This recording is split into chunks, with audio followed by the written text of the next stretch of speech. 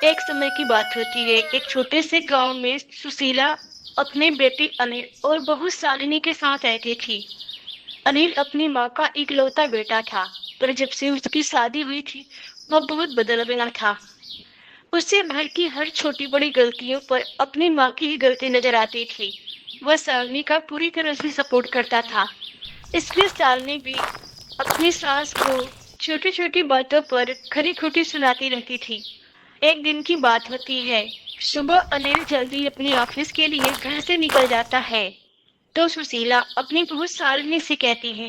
बहू, बहू, आज अपने पड़ोसन बिमला मुझसे मिलने के लिए आ रही है। वह बहुत दिनों बाद अपने घर आ रही है, तो उसे थोड़ी सी चाय बना कर दे देना। क्यों? क्यों चाय बना कर दे दूं?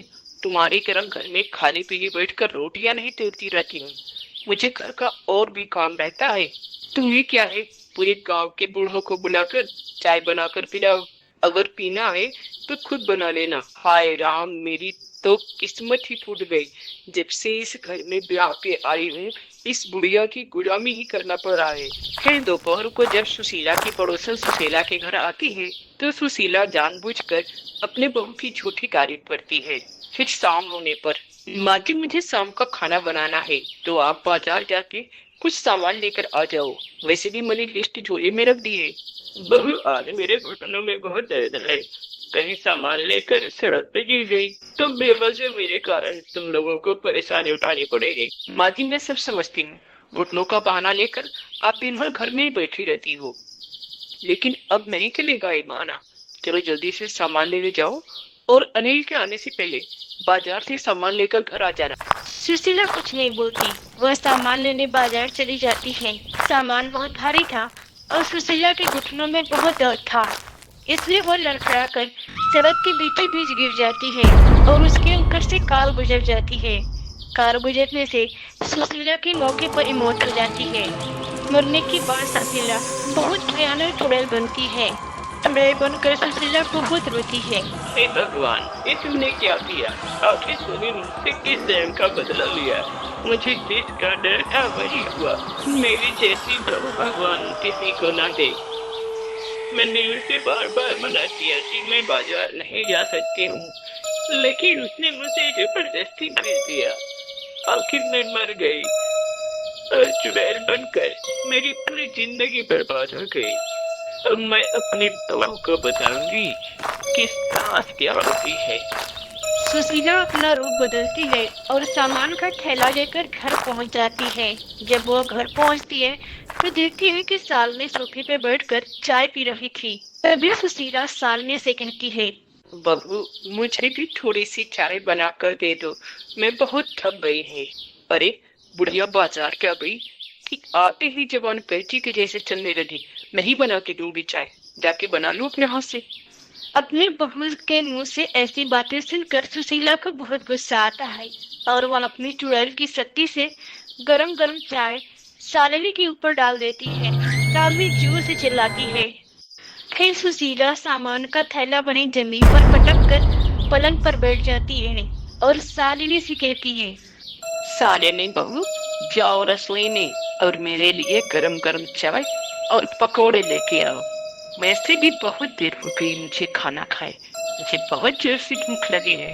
सालिनी बड़बड़ाते हुए रसोई में जाती है और चाय बनाने लगती है।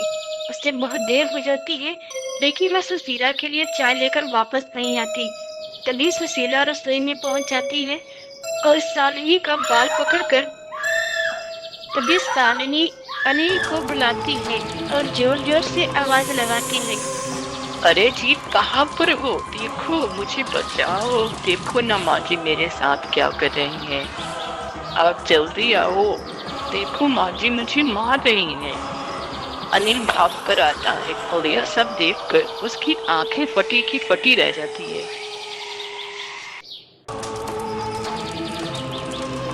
सालनी, मैं तुम्हारी हर बातों पे विश्वास करता हूँ। इसका मतलब ये नहीं तुम जो चाहो वो माँ को बोल सकती हो। माँ तो सिर्फ तुम्हारे पास खड़ी है। फिर तुमने ऐसा क्यों बोला कि माँ तुम्हें मार रही है? उस दिन के बाद से अनिल सालिनी के किसी बात पर विश्वास नहीं करता था। सुशीला जो चुड़ैल बनकर हमेशा शालिनी के साथ ही रहती थी और उसके घर के सारे काम उल्टे पुल्टे करवाती थी, जिससे अनिल बहुत परेशान रहने लगा। एक दिन की बात होती है, अनिल किसी काम से घर से बाहर जा रहा था तो वह शालिनी को आवाज लगाते हुए कहता है, शालिनी, मुझे एक गिलास पानी और कुछ खाने के लिए दे दो। मैं किसी काम से घर से बाहर जा रहा हूँ। शायद मुझे आते आते शाम हो जाए।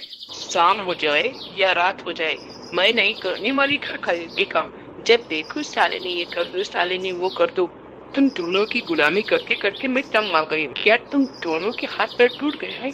जब देखो मुझे ही बोलते रहते हो, खुद कर लिया करो अपना काम। देख अनिल, अब तेरी बिल्ली तुझे ही में कर रही है।